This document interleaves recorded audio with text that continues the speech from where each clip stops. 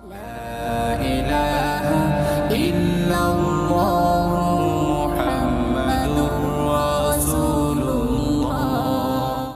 আলাইকুম রহমতুল্লাহি ওবরাকাতুহু। আলহামদুলিল্লাহ, সুপ্রিয় দর্শক সবাইকে সাদর আমন্ত্রণ জানাচ্ছি আর টিভির প্রশ্নোত্তরমূলক নিয়মিত আয়োজন প্রশ্ন করুন অনুষ্ঠানের আজকের পর্বে। আমরা আজকে নির্বাচিত কিছু প্রশ্ন নিয়ে কথা বলবো ইনশাআল্লাহ তাআলা। আপনারা আমাদের এই আয়োজনটি যারা টেলিভিশনে দেখছেন সবাইকে আন্তরিক মোবারকবাদ জানাচ্ছি।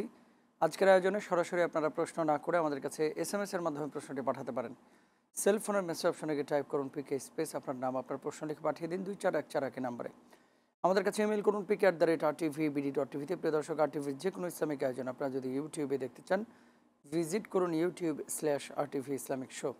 আর এই মুহূর্তে অনুষ্ঠানটি আপনারা টেলিভিশনের পাশাপাশি সরাসরি ফেসবুকে দেখতে পাচ্ছেন। যারা দেখতে চাচ্ছেন ভিজিট করুন www.facebook.com/RTV। ইউটিউবে দেখতে ভিজিট করুন YouTube/RTV ইসলামিক শো।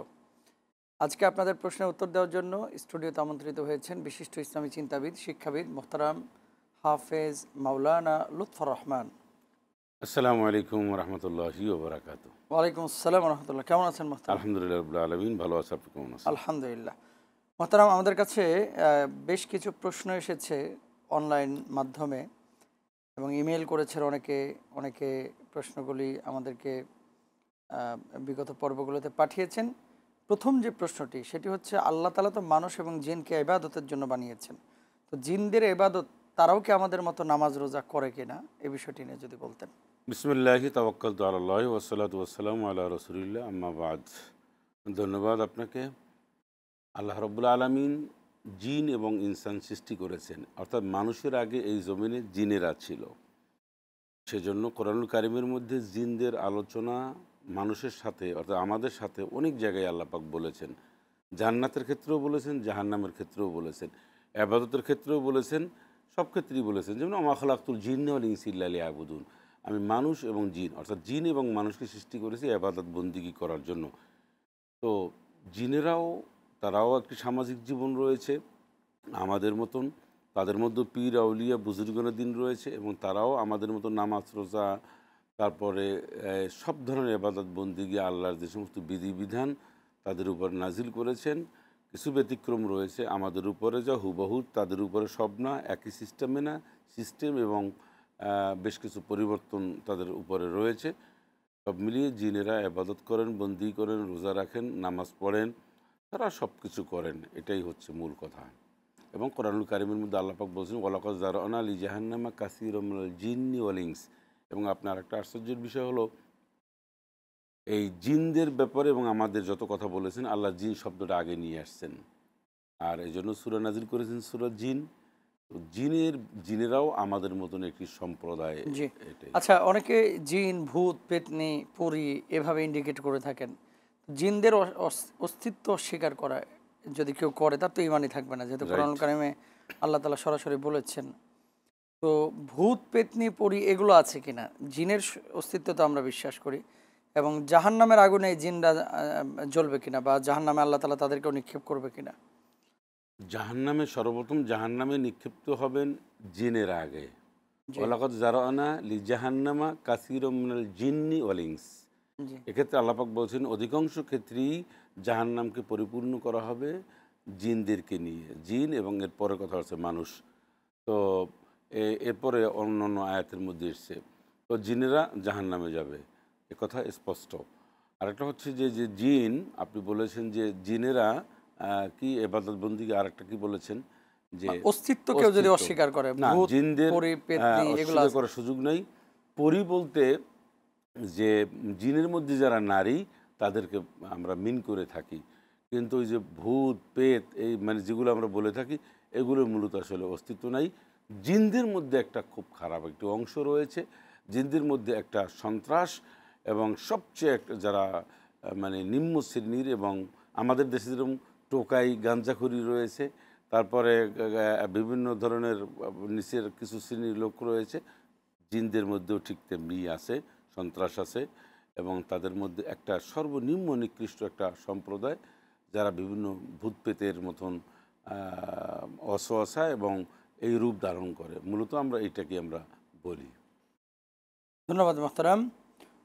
তারপরে এখানে আরেকটি প্রশ্ন সম্পর্ক আর কি, অনেক সময় বদজিনের আসর মানুষের শরীরের উপরে পড়ে। এই বদজিনের আসর থেকে বাঁচার জন্য কি কি পরিকল্পনা বা উদ্যোগ আমরা নিতে পারি, যে সাধারণত এই আমলগুলো করলে শরীরের উপরে ইফেক্ট পড়বে না? আপনি যথার্থই বলেছেন, বদজিনের আঁচড়টা আমাদের দেশে বা আমাদের সমাজে এটা অংশের দিক থেকে কম না, বরং বলা যেতে পারে যে এটার একটা বেশি প্রভাব মানে সর্বত্র। সেক্ষেত্রে জিনেরা সবচেয়ে কোরআনুল কারিমকে ভয় পায়, জি কোরআনকে ভয় পায়। তো কোরআনুল কারিমের কয়েকটা বিষয় আমি আকৃষ্ট করব। একটা হচ্ছে, যে সমস্ত ঘরে সূরা বাকারা তেলাওয়াত হবে ওই ঘরে জিন আসবে না। বাকারার শেষ ৩ আয়াত যারা পড়বে সে ঘরেও জিনের প্রভাব থেকে তারা মুক্ত থাকতে পারবে। বিশেষ করে সূরা কাফিরুন, ফালাক, নাস, এই যে সূরাগুলি রয়েছে, এই সূরাগুলি যারা আমল করবে এবং আয়াতুল কুরসি, এইগুলি যারা নিয়মিত আমল করবে সেই ঘরে জিনের বা সেই মানুষ জিন থেকে, জিনের প্রভাব থেকে মুক্ত থাকবে। বুজুর্গের দিনরা এই একটা আমল করেছেন সূরা জিনে প্রথম ৫ আয়াত, এটাও যদি কেউ আমল করে নিয়মিত তাহলেও সরি, বুজুর্গের দিনরা জিনের প্রথম ৫ আয়াতের আমলের কথা বলেছেন, সেটাও যদি কেউ আমল করে তাহলে হবে। একটা জিনিস, মানুষ যখন সর্বদা কোরআনুল কারীম পড়বে এবং আল্লাহর নামে থাকবে, তখন বদজিনের প্রভাব মানুষের কাছ থেকে দূরে থাকবে, কারণ কোরআনুল কারীম জিনেরা খুবই ভয় পায়, এটা মনে রাখতে হবে। জি, ধন্যবাদ মোহতারাম। এরপরে দ্বিতীয় যে প্রশ্নটি করেছেন আমাদের এক ভাই আহনাফ, উনি লিখেছেন, আকাশ থেকে রহমতের বৃষ্টি চাইলে, যেহেতু দীর্ঘদিন অনেক সময় বৃষ্টি হয় না, তো এই বৃষ্টি চাইলে কোন কোন আমল আমাদেরকে করতে হবে? বৃষ্টির আমলের চেয়ে বৃষ্টি যে হয় না কেন, এটা ফাইন্ড আউট করতে হবে আগে। জি অনাবৃষ্টি কেন হয়? জমিনের উপরে যখন বেশি পাপাচার হয়, তখন বিশেষ করে মানুষ যখন জাকাতকে একটা জাকাত দানে অস্বীকার করবে, অর্থাৎ জাকাত দান থেকে মানুষ বিরত থাকার চেষ্টা করবে, যাদের উপর জাকাত হয়েছে পুঙ্খানুপুঙ্খানু জাকাত না দিয়ে বরং পাশ কাটিয়ে চলবে, মানুষের মাপে কম দেবে, জেনে ব্যভিচার করবে, মানুষ যখন মিথ্যাচার করবে, জমিনে যখন পাপাচার বেড়ে যায়, তখনই কিন্তু আল্লাহ রাব্বুল আলামিন অনেক ধরনের শাস্তি পাঠায়। এর মধ্যে অন্যতম একটি শাস্তি, সেটা হচ্ছে অনাবৃষ্টি বা খরা। তো এইটা যদি আমরা বর্জন করতে পারি তাহলে আমল করা লাগে না। কিন্তু আমরা একদিকে পাপাচার করবো আর একদিকে আল্লাহর কাছে দোয়া করব, এটা কিন্তু সাংঘর্ষিক, এটা হয় না। তাহলে আপনি বলছেন আমলের কথা, কিন্তু আমল হচ্ছে, মূল আমল হচ্ছে যে সমস্ত কারণে বৃষ্টি আল্লাহ দেন না, ওই আমলগুলি করলেই ভালো হয়। আচ্ছা, সেকেন্ড, হ্যাঁ এইবার বলতে পারেন, সবাই তো সুদ খায় না, ঘুষ খায় না, জেনে ব্যভিচারে জড়িত না। তবে আমরা যারা আমল করতে চাই, এটা আল্লাহর কাছে প্রার্থনা করা, আল্লাহর কাছে দোয়া করা, নামাজ পড়া, ইস্তিসকার নামাজ রয়েছে আমাদের দেশেও, কিন্তু অনাবৃষ্টি বৃষ্টি না হওয়ার কারণে অসংখ্য নামাজ পড়েছে মানুষ, অসংখ্য জায়গায় পড়েছে। ইস্তিসকার নামাজটা রসুল আকরাম সাল্লাল্লাহু আলাইহি ওয়াসাল্লাম শিখিয়েছেন, একটা সুন্নাহ, তিনি আমল করেছেন। আয়েশা সিদ্দিকা রাদিয়াল্লাহু তাআলা বলেন, মসজিদে গামামায় গিয়ে নবীজি বৃষ্টির জন্য দোয়া করেছেন, দোয়া শেষ না হতে হতেই বৃষ্টিতে ভিজে আমার ঘরে এসেছেন। তো এটা এখন আমাদের তো ওই রকম সাথে সাথে বৃষ্টি হয় না, এই না হওয়ার পিছনে যে কারণগুলি রয়েছে সে কারণগুলি আমরা উল্লেখ নাই বা করলাম, বাট আমল করতে হবে। আল্লাহর আনুগত্য যখন মানুষ করবে, বৃহত্তর জনগোষ্ঠী, তখন আল্লাহ পাক বান্দার প্রতি খুশি হয়ে এই সমস্ত আযাব গজব থেকে আল্লাহ বিরত রাখবেন। কিন্তু আমরা করি কি, কিছু সংখ্যক লোক ভালো আমল করি, আর বেশিরভাগ মানুষ আপনার এই মানে অনিসলামিক কার্যক্রমের সাথে জড়িত। আপনি দেখেন ইস্তিসকার নামাজ যারা পড়েছে তারা নিয়মিতই নামাজ পড়ে, মুসল্লিয়ান কেরাম, যারা সুদ খেয়েছে, ঘুষ খেয়েছে, জুলুম, নির্যাতন, নিপীড়ন, যারা মদ্যপান, জেনা, ব্যভিচার, মাপে কম যারা করেন, এই সিন্ডিকেটটা কিন্তু ইস্তিসকার নামাজ পড়তে যায়নি, তারা কিন্তু রৌদ্রে দাঁড়ায়নি, যার কারণে অনেক বিলম্ব হয়েছে দোয়া কবুল হতে। আপনি দেখছেন যে ইস্তিসকার নামাজের বেশ কয়েকদিন পরে বৃষ্টি, এর কারণটা কি? সাথে সাথে বৃষ্টি হওয়ার কথা ছিল যেখানে, সেখানে আল্লাহ পাক বলছেন, যারা কান্নাকাটি করছো তারা তো সবসময় জন্য কান্নাকাটি করো, কিন্তু যারা পাপ করেছে তারা কিন্তু ইস্তেগফার করেনি, তারা কিন্তু মাঠে এসে কাঁদেনি, তারা ইস্তিসকার নামাজ থেকে বিরত ছিল, বিদায় আল্লাহ পাক দোয়া মানুষের জন্য কবুল হয় না। অনেকে হুজুরদের দোয়া কবুল হয় না, হবে কেমনে? পাপ আপনি যারা তো তওবা করেছেন, করেন নাই। আপনি করেন নাই, আপনার তওবা আমি করলে তোর কাজ হবে না। জি অন্যায় যিনি করেছেন তার আসতে হবে, যারা অন্যায় করেছে তাদেরকে তওবা করতে হবে। এখন আলহামদুলিল্লাহ আপনি আমি তওবা, বা যারা মাঠে গেছেন ইস্তিসকার নামাজ পড়েন, তারা তো অলওয়েজই আল্লাহর কাছে তওবা ইস্তেগফার করেন, তারা তুলনামূলক গুনাহও কম করেন। যারা গুনাহ করেছে তারা এসির মধ্যে ছিলেন, যারা গুনাহ করেনি তারা গেছেন মাঠে। তার দোয়া কেমনি কবুল হবে? এই জন্য বিলম্ব হয়েছে। আমি এইটা খুব বারবার একটা ফলো করছিলাম, আমি অপেক্ষা করছিলাম যে এত আলেম ওলামা এত জায়গায় বৃষ্টির জন্য দোয়া, আমার মনে হয় এরকম বহুত বছর ধরে হয়নি বাংলাদেশে। এত বেশি দোয়া, এত বেশি জায়গায় ইস্তিসকার নামাজ, তারপরও তৎক্ষণাৎ কোনো বৃষ্টি হয়নি বলা যেতে পারে। সুতরাং এটা আমাদেরকে চিহ্নিত করতে হবে।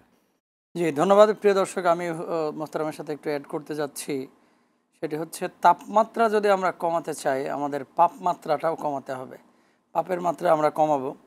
আর তিরমিজির একটি হাদিস হচ্ছে ওয়ালাম ইয়ামনাউ যাকাত আমওয়ালিহিম ইল্লা মুনিউল কতরা মিনাস সামা। জাকাত আমরা অনেকেই কিন্তু আদায় করি না ঠিক মতো, আল্লাহর একটা বুঝ দিই। এই জাকাত না আদায় করার কারণে কিন্তু আকাশের বৃষ্টি বন্ধ হয়। সম্মানিত শেখ যথার্থই বলেছেন, এবং ইস্তেগফারটা আমাদের বেশি করতে হবে, সেটাও শেখ বলেছেন। আচ্ছা, এরপরে যে প্রশ্নটি, বৃষ্টি কি সবসময় রহমত মানে রহমত স্বরূপ আল্লাহ দেন, নাকি কখনো আবার আজাব গজব স্বরূপও দেন? আল্লাহ পাক বৃষ্টি রহমত স্বরূপও যেমন দেন, আবার বন্যা, ঝড়, যেটাকে আমরা সিডর বলি, যেটাই যে ভাষায় বলি, জি, আমাদের দেশে এক এক সময় আসে, এটা আবার গজব হিসাবেও আসতে পারে। কোরআনুল কারিমের মধ্যে সূরা আরাফের মধ্যে রয়েছে যে এইভাবে মানুষ আল্লাহ পাক বাতাসকে ওয়ুরসিলু রিয়াহ বুশরাম বাইনা ইয়াদাই রাহমাতি, যে বাতাস একসময় সুসংবাদ হিসাবে যেমনি আসে, ঝড় বন্যা, এটা পূর্বাভাস। আবার একসময় এই বৃষ্টিটা এমন আল্লাহ পাক বৃষ্টি দেন যে বৃষ্টির কারণে ফসলাদি নষ্ট হয় এবং মানুষজনের ক্ষতি হয়। এই বৃষ্টিটা যেমন আল্লাহর একটা রহমত, আর বান্দা পাপাচারের কারণে, আল্লাহর অবাধ্য থাকার কারণে আবার এই বৃষ্টি দিয়া আল্লাহ শাস্তিও দিয়েছেন। যেমন বনি ইসরাঈলদেরকে ঠিক আল্লাহ পাক দিয়েছেন, ঠিক আছে, যে সেভাবে তাদেরকে বৃষ্টি দিয়েছিলেন, এমন বৃষ্টি দিয়েছিলেন যে যার কারণে ডুবাই দিয়েছিলেন। জি, তো এইভাবে শাস্তি আল্লাহ পাক বিভিন্ন সময় দিয়ে থাকেন। জি, আমরা দোয়া করবো আল্লাহুম্মা সাইয়িবান নাফিয়া, আল্লাহ তাআলা যেন আমাদের উপরে বৃষ্টি, কল্যাণকর বৃষ্টি দান করেন ইনশাআল্লাহ। আচ্ছা, তারপরে ৩ নম্বর যে প্রশ্নটি, সেটি হচ্ছে অমুসলিম এবং ইয়াহুদি বা আহলে কিতাবদের সাথে বিয়ে ইসলামে জায়েজ কিনা? যদি আহলে কিতাবদের সাথে বিয়ে জায়েজ হয়ে থাকে, তাহলে আহলে কিতাব আসলে কারা, আর কোন মুসলিমের সাথে ইসলামে বিয়ে জায়েজ, এই না জায়েজ? ধন্যবাদ আপনাকে। আহ, কোরআনুল কারিমের মধ্যে আল্লাহ পাক বলছেন ওয়ালা তানকিহুল মুশরিকাতি হাত্তা ইউমিননা ওয়ালা আবদু মুমিন খায়রুম মিন মুশরিকাতিন ওয়ালাউ আ'জাবাতকুম। এই যে আয়াত, এই আয়াতের জি, মধ্যে স্পষ্ট করে আল্লাহ পাক বলছেন যে নিশ্চয়ই যে কোনো সুন্দরী সম্ভ্রান্ত অমুসলিম নারীর চেয়েও একজন দাসদাসী মুসলিম তোমাদের কাছে প্রিয় বা মানে সম্মানিত। এক কথায় আমি বোধহয় বুঝাতে পেরেছি। একজন অমুসলিম সুন্দরী হতে পারে, সম্ভ্রান্ত হতে পারে, টাকা পয়সা হতে পারে, অনেক কিছু হতে পারে, তার চেয়েও একজন মুসলমানের কাছে একজন মুসলিম নারী দাসী হতে পারে। সে যত গরিব হোক আর দেখতে অসুন্দর হোক, সে শ্রেষ্ঠ। আচ্ছা, এই আয়াতের মধ্যে কিন্তু আল্লাহ ধারাবাহিকভাবে বলে দিয়েছেন। সেকেন্ড অপশন হচ্ছে আপনি বলেছেন যে অমুসলিম জায়েজ। কিভাবে? অমুসলিম যখনই মুসলিম হবে তখন জায়েজ। কিন্তু আমরা অনেক সময় কিন্তু অনেকে ভুল করে যে বিবাহ করার পরে যদি মুসলিম হয় তাহলে বিবাহ শুদ্ধ হয়নি। একজন অমুসলিম যদি সত্যিকার অর্থে ইসলামের প্রতি আকৃষ্ট হয়, কোনো ধরনের কোনো কৌশল এবং কোনো ধরনের কোনো ছাড়া, উদ্দেশ্য পরিণত ছাড়া, যদি সত্যিকার অর্থে নিজের মন থেকে যদি সে মুসলিম হন, তাহলেই তাকে একজন মুসলিম মানে পুরুষ একজন নারীকে বিবাহ করতে পারবেন। মুসলিম একজন নারী একজন অমুসলিম পুরুষ যখনই ইসলামে আসবে তখন বিবাহ করতে পারবেন, এর আগে পারবে না। আহলে কিতাব হচ্ছে এমন একটি খ্রিস্টান সম্প্রদায়, আপনি যেটা বলেছেন, তাদের সাথে মুসলমানদের, মানে খ্রিস্টান, ইয়াহুদি, হ্যাঁ, যারা যারা তাওরাত জাবুর ইনজিলকে যারা বিশ্বাস করে। বিশ্বাস করে। তো জি, তাদের মধ্যে একটি যে যারা রয়েছে তারা তাদের কিন্তু ইয়াহুদিদের কথা বলেছেন আপনি। ইহুদিরা হচ্ছে মুসলমানদের সবচেয়ে কঠিন শত্রু। লাতাজিদান্না আসাদ্দান্নাসি আদাওয়াতাল লিআমল ইয়াহুদ। আল্লাহ পাক বলছেন যে ইহুদিরা হচ্ছে সবচেয়ে তোমাদের বড় দুশমন। কোরআন কারিমের মধ্যে এসেছে। রাসূলুল্লাহ সাল্লাল্লাহু আলাইহি সাল্লামের সময়েও ইহুদিরা সবচেয়ে বেশি মানে কী বলে এটাকে, দুশমন ছিল, শত্রু ছিল। এবং ইহুদিরা খুব কম হয়েছে সাহাবী। অমুসলিম ছিল, মূর্তি পূজারী ছিল, এমন লোকজনই রাসূল সাল্লাল্লাহু আলাইহি সাল্লাম তার দাওয়াতে সাহাবী হয়েছেন। দৃষ্টান্ত খুব কম ইহুদি তার যারা কট্টরপন্থী তারা আজও পর্যন্ত মুসলমানদের শত্রু। পৃথিবীর যেখানে ইহুদিরা থাকুক না কেন, মুসলমানদের সবচেয়ে বড় শত্রু হচ্ছে ইহুদিরা। আচ্ছা মোহতারাম, আরেকটা বিষয় সেটি হলো আহলে কিতাব বলতে যাদেরকে বোঝানো হয়, ধরেন ইনজিলের পরিপূর্ণ অনুসরণ যিনি করছেন, তারাও তো আল্লাহকে বিশ্বাস করে কিন্তু নবীকে বিশ্বাস করে না, তৃত্ববাদকে অনেকে বিশ্বাস করে। আমি যে বিষয়টি বলতে যাচ্ছি, প্রকৃত আহলে কিতাবকে এখন খুঁজে পাওয়া যায় কিনা? যেমন বাইবেলে কাটছাট করা হয়েছে, অন্যান্য আসমানি কিতাবগুলাই নিজেদের মতো একটা কাটছাট করে বিভিন্নভাবে সংযোজন বিয়োজন করা হয়েছে। তো সেই সমস্ত আহলে কিতাবদের সাথে কি বিয়ে জায়েজ আছে? ধন্যবাদ আপনাকে। একটা জিনিস সেটা হচ্ছে যে এই ইনজিল কিতাব এইটাকে এমন কাটছাট করা হয়েছে, ওল্ড টেস্টামেন্ট নিউ টেস্টামেন্ট এভাবে করা হয়েছে। এখন অরিজিনাল ইনজিলে বিশ্বাসী মানে তাওরাতে বিশ্বাসী এমন তো পাওয়া যায় না। ইনজিল কিতাব যেটা যেটা সহি ছিল, যেটা সত্যিকার অর্থে আসমানি কিতাব ছিল, এইটা এখন পাওয়া মুশকিল এবং এটার পরিপূর্ণ অনুসারীও খুবই কষ্টকর। এখন যা হয়েছে একেবারে একটা মিক্সড এটা। তো এইটা জায়েজ না জায়েজ সেটা তো স্পষ্ট কথা। যদি কোনো কেতাবদারি কোনো মানুষ যদি ইসলাম গ্রহণ করে পরিপূর্ণভাবে তাহলেই শুধুমাত্র জায়েজ।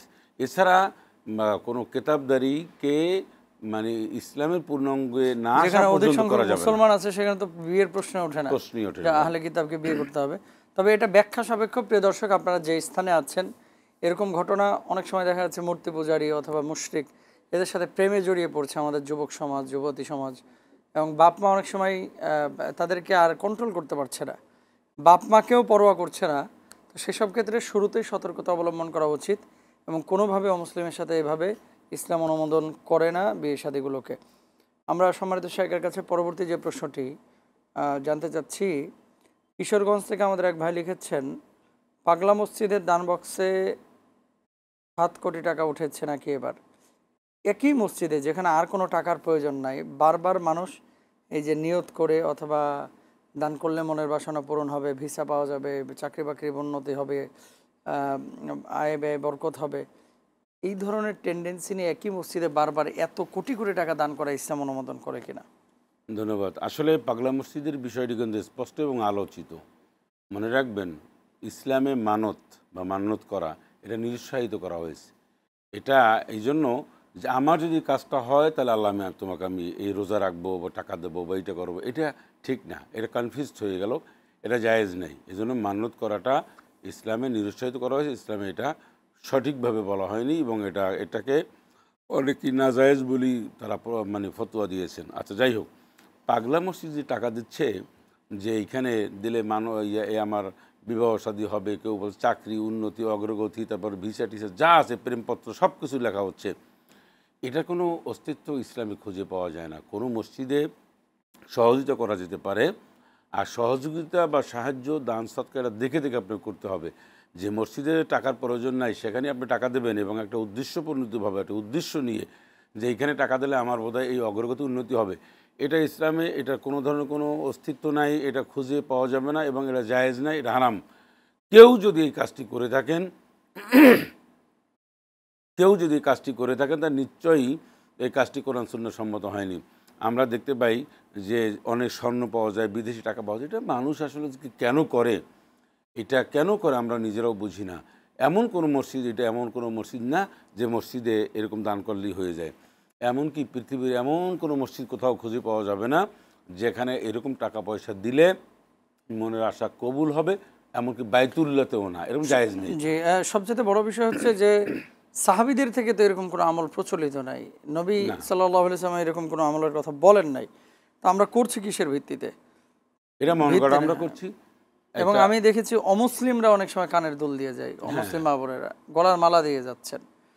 আবার এই ইদানিং দেখলাম এবার পত্রিকায় এসেছে যে তার প্রেমিকাকে পাওয়ার জন্য চিঠি লিখে দান বক্সে রেখে গেছে। তাহলে আমাদের খোঁজা উচিত যে প্রেমিকাকে পেলো কিনা, এটা দেখা উচিত। এগুলো তো আসলে ইসলাম অনুমোদন করে না। এবং কোনো মানুষ যদি জানতো যে এইখানে টাকা পয়সা দিলে 1 পয়সা আছে যে নিয়ত দেয় সেটা উপকার হবে না, কারণ এটা আল্লাহ বলেনি। এমনি মসজিদে দান করলে তো সওয়াব, কিন্তু এখানে উদ্দেশ্য তো অন্যরকম। এটা তো স্পষ্ট করে আমরা দিলাম, মসজিদ দান সদকা করা যায়, কিন্তু উদ্দেশ্য করে দেওয়া যে আমার এখানে দিলে এইটা হাসিল হবে বা এইটা পাবো সেইটা পাবো, এই নিশ্চিতে দেওয়া, এটা দেওয়ার মালিক একমাত্র আল্লাহ। যারা দিয়েছেন তাদেরটা হারিয়ে গেছে, আর যারা পেয়েছেন হয়তো ওটা গভর্নমেন্টের কোষাগারে জমা হয়েছে, যে আমরা এতটুকুন আমরা ফায়দা, আর কোনো আমরা ফায়দা হয়নি। আমরা আমরা দর্শকদেরকে বলবো ইনশাল্লাহ, প্রত্যেকের নিজের স্থানীয় কিছু মসজিদ আছে যেখানে দেখা যাচ্ছে ফ্যান ঘোরে না, ফ্যান নষ্ট হয়ে গেছে, বিদ্যুৎ বিল দিতে পারতেছে না, অথবা কার্পেট নাই, আপনারা নিজের স্থানীয় মসজিদগুলোকে দান করেন ইনশাল্লাহ।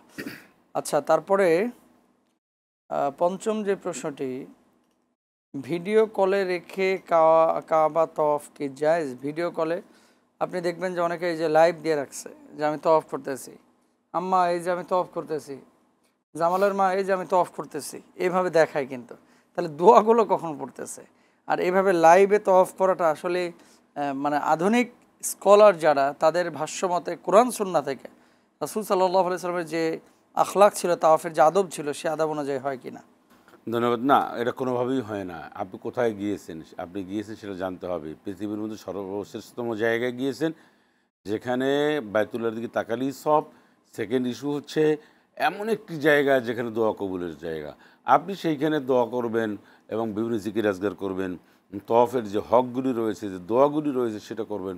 ওখানে একটা সেকেন্ড আপনাকে কোনোভাবে মিসইউজ করা, কোনোভাবে একটা সেকেন্ড যাতে করে আমার কোনো সমস্যা না হয়, আমার নষ্ট না হয়, সেটাই আপনি করবেন। সেটা না করে আপনি দেখাচ্ছেন, লাইভে সবাইকে দেখাচ্ছেন, এতে করে অন্যের তওয়াবের ক্ষতি হচ্ছে, মনোযোগ সেদিকে যাচ্ছে, এবং আপনি মোবাইল অপারেটিং করতে গিয়ে, তারপরে সেলফি করতে গিয়ে অন্যের ক্ষতি সাধন করলেন।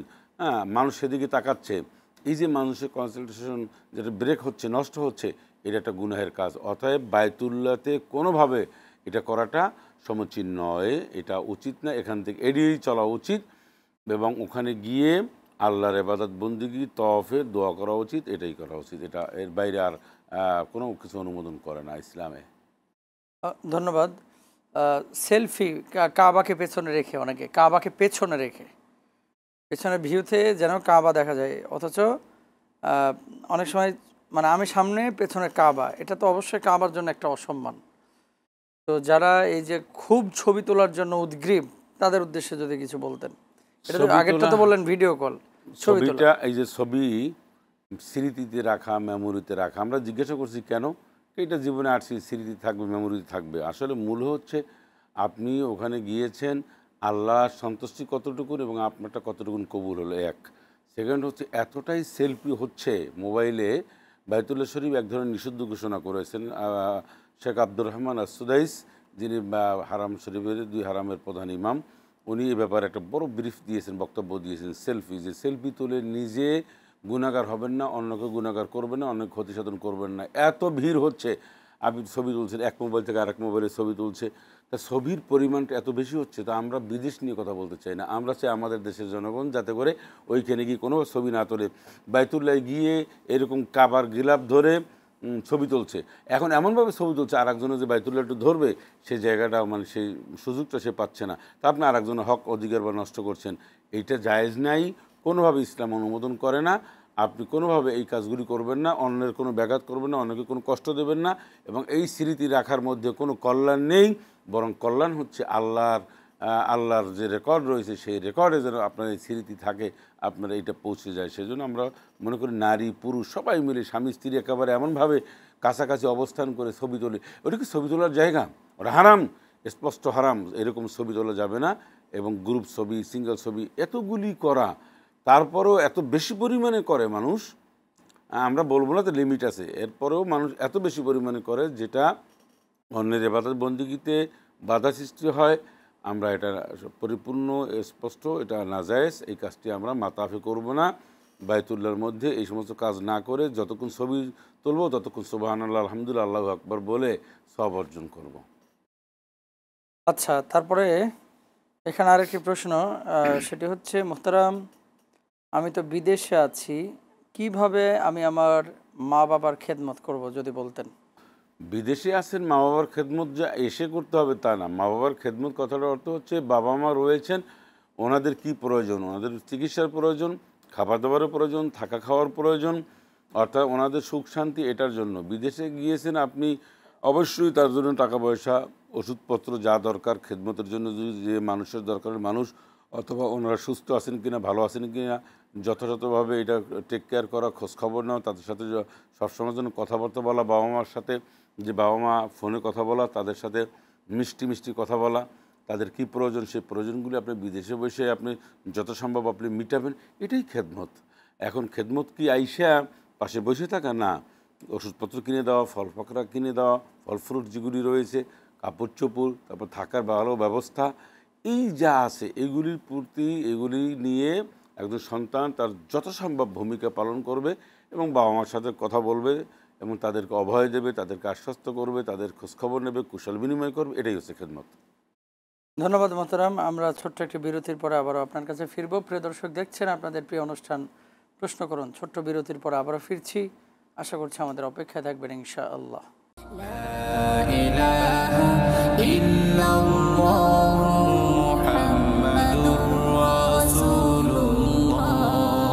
আলহামদুলিল্লাহ, বিরতির পরে আবারও সবাইকে সাদর আমন্ত্রণ জানাচ্ছি। প্রিয় দর্শক, আপনারা দেখছেন আপনাদের প্রিয় অনুষ্ঠান প্রশ্ন করুন। গুরুত্বপূর্ণ আলোচনা চলছে, সঙ্গে আছেন মাওলানা লুৎফুর রহমান এবং আমি আছি মুস্তাফিজ রাহমারি। আচ্ছা, তারপরে এখানে আমরা পরবর্তী যে প্রশ্নটি দেখতে পাচ্ছি, মোহতারাম, আল্লাহ তাআলা তো সমস্ত খাদ্যগুলো সৃষ্টি করেছেন পৃথিবীতে।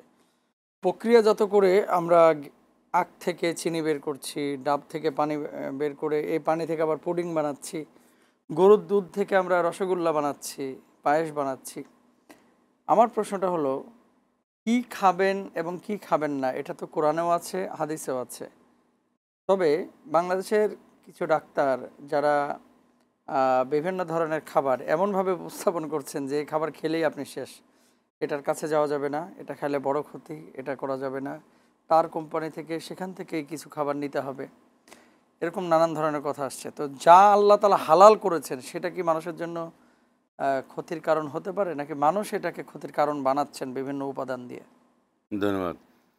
কোরআনুল কারীমের মধ্যে আল্লাহ পাক বলছেন, ইয়া আইয়ুহাল্লাযীনা আমানু কুলু মিন তাইয়্যিবাতি মা রাযাকনাকুম ওয়াশকুরু লিল্লাহ ইন কুনতুম ইয়্যাহু তা'বুদুন। আল্লাহ পাক বলছেন, আমি যা হালাল করে দিয়েছি সেটা তোমরা ভক্ষণ করো এবং শুকরিয়া আদায় করো। এখন আল্লাহ পাকের যে সমস্ত জিনিস তৈরি করেছেন, যেমন ডাব, চিনি, যা বলেন আল্লাহ দিয়েছেন, এর মধ্যে কোনো অকল্যাণ নেই। অকল্যাণ আমি আমার নিজেকেই আমি করেছি। হয় আমি এত পরিমাণে বেশি খেয়েছি, অথবা আমার শারীরিক আমি এত কিছু হারাম বা অন্য এমন কিছু সেবন করেছি, এমন কিছু খেয়েছি যে শরীরে এখন হালাল খাদ্য গ্রহণ করতে আর পারছে না, এটা ক্যাপাসিটি আমি নষ্ট করে দিয়েছি, এই একটা। আর একটা হচ্ছে শারীরিক অবস্থার কারণে অনেক খাবার নিয়ন্ত্রণে আনা, এটা রসুল সাল্লাল্লাহু আলাইহি সাল্লামের একটা নিয়ম ছিল। যেমন তিনি কিন্তু পেট পুরে খাননি। কেন খাননি? উনি খাননি এই জন্য যেটা খাইলে ক্ষতি হয়। তাই নবীজি কী বলেছেন, পেটকে তোমরা 3 ভাগে বিভক্ত করো, 1 ভাগ খাবার, 1 ভাগ পানি, 1 ভাগ খালি। এখন আমরাই তো এই জীবনে এটা করি না করার কারণে আমাদের ডাইজেস্ট, আমাদের লিভার, আমাদের অনেক কিছু আমাদের হয়েছে। রাসূল সাল্লাল্লাহু আলাইহি সাল্লামের সুন্নাহ আমরা পরিপূর্ণভাবে খাদ্য সামগ্রীর উপরে যে একটা নবীজি যে একটা ক্যাটাগরি দিয়েছেন, একটা একটা বিচার বিশ্লেষণ দিয়েছেন, এটা আমরা না মানার কারণে, দীর্ঘদিন পর্যন্ত অমান্য করার কারণে আমাদের শারীরিক অনেক সময় অনেক ক্ষতি হয়েছে, যার কারণে এখন আমরা অনেক কিছুই আমাদের জন্য এখন শারীরিক এটা সাপোর্ট করে না। সেকেন্ড হচ্ছে ডাক্তাররা যা বলেন তা কিছু যে অতিরঞ্জিত, এ ব্যাপারে সন্দেহের কোনো অবকাশ নাই। কারণ হচ্ছে ডাক্তার গেলেই দেখবেন এইটা নিষেধ করে, ওইটা নিষেধ করে, নিজে কিন্তু ঠিকই খায়। কিন্তু হালাল যে সমস্ত খাদ্য সামগ্রী, এইগুলি একটা পরিমাপ মতন খাওয়া কারোর জন্য অকল্যাণ নয়, কারোর জন্য অকল্যাণ নয়। পরিমাপ মতন সবসময় জন্য খেতে পারবে। আর শারীরিক অনেক সময় অনেকের কন্ডিশন যদি এমন হয় যে এই জিনিসটা সাপোর্ট করে না, এখন ডায়াবেটিসের মানুষ, সে মিষ্টি বেশি খেতে পারবে না, স্বাভাবিক, জি, উনি খেলেন না। আর একদম মাঝে মাঝে না খাইলে যে আবার সুগার যে ফল করে, সেটাও তো আপনি জানেন।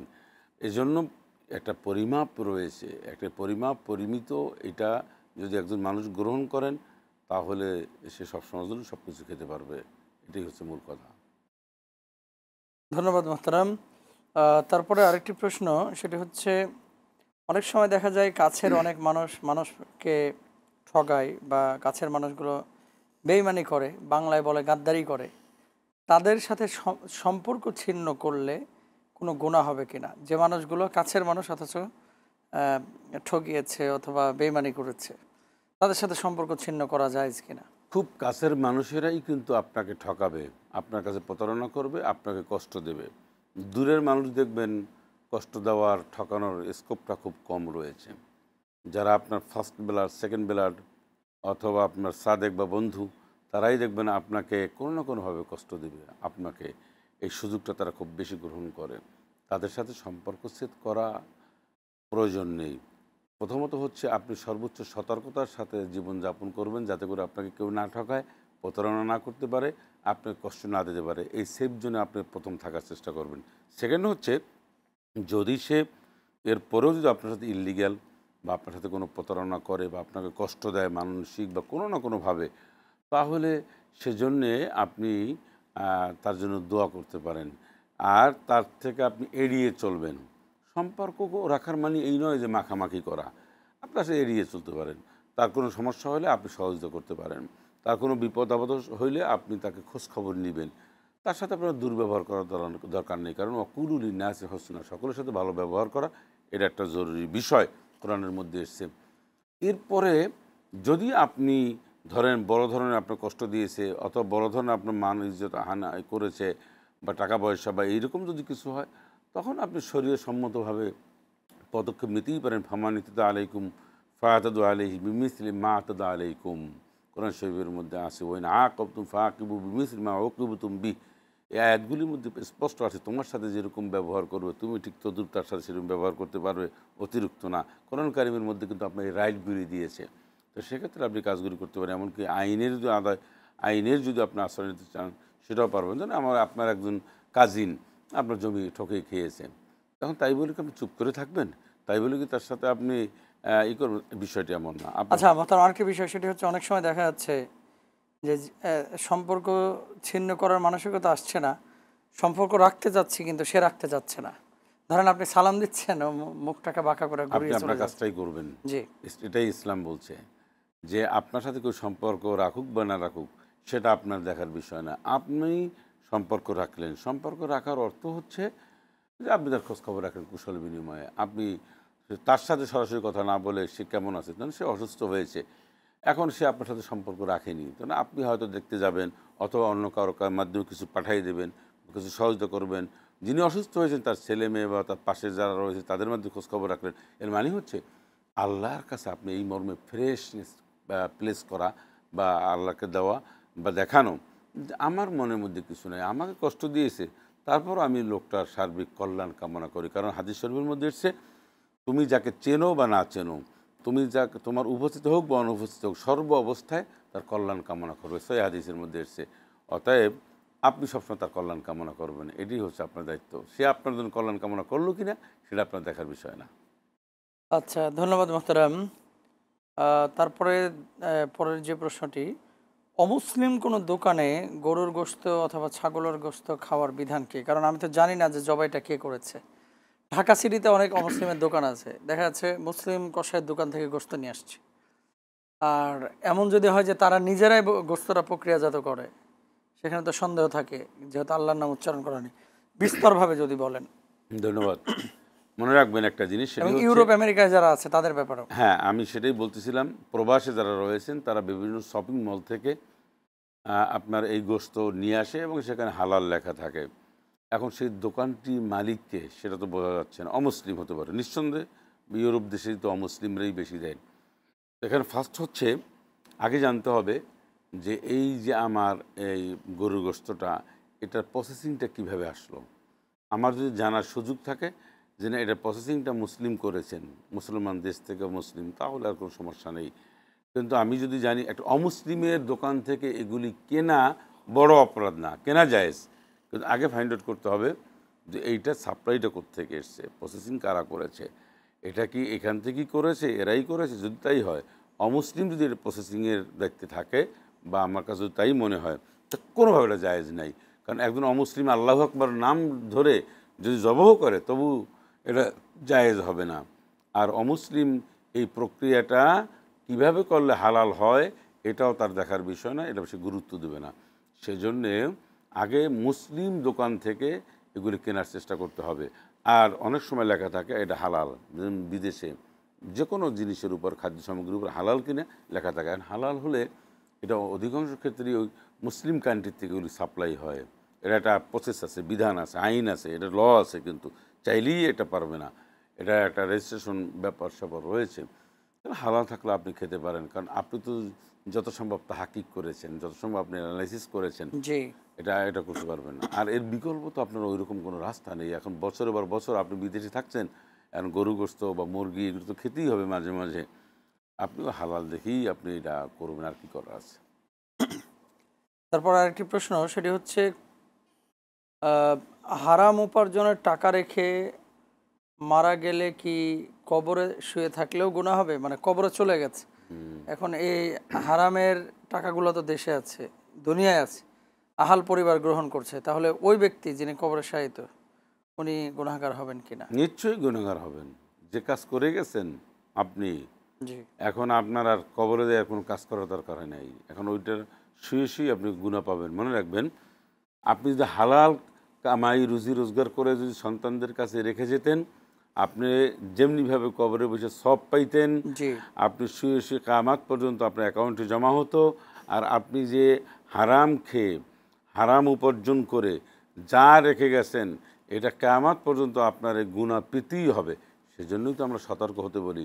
সেজন্যই তো কোরআনুল কারিমের মধ্যে হালাল এবং হারামের ব্যাপারে এত বলা হয়েছে, ওলা তাতাবাদ্দাল খাবিসা বিত-তাইয়িব। হ্যাঁ, কোরআনুল কারিমের মধ্যে হারামের ব্যাপারে এত দিক নির্দেশনা, এত জি। কঠোর নির্দেশনা কেন আসছে, তা আপনি এটা বুঝতে হবে। তার যেটাই মানে করে যাবেন এটা হারামের কবরে ধারে পাবেন কাছেও যাওয়া যাবে না। নিঃসন্দেহে। আল্লাহ তাআলা তৌফিক দান করুন। প্রিয় দর্শক, দেখছিলেন আপনাদের প্রিয় অনুষ্ঠান প্রশ্ন করুন। অনুষ্ঠানের শেষ প্রান্তে চলে এসেছি। জীবন ঘনিষ্ঠ অনেক বিষয় নিয়ে আজকে কথা হয়েছে, আলোচনা হয়েছে। শিক্ষা গ্রহণ করি, কার্যক্ষেত্রে আমরা এগুলো বাস্তবায়িত করি। প্রত্যেকে আমরা দৈনন্দিন জীবনে কোরআন এবং সুন্নাহের দিক নির্দেশনা ফলো করি। আল্লাহ তাআলা তৌফিক দান করুন। বিদায় নিচ্ছি, ইনশাআল্লাহ তাআলা আগামী সপ্তাহে আবারও দেখা হবে। আল্লাহ হাফেজ। আসসালামু আলাইকুম ওয়া রাহমাতুল্লাহ।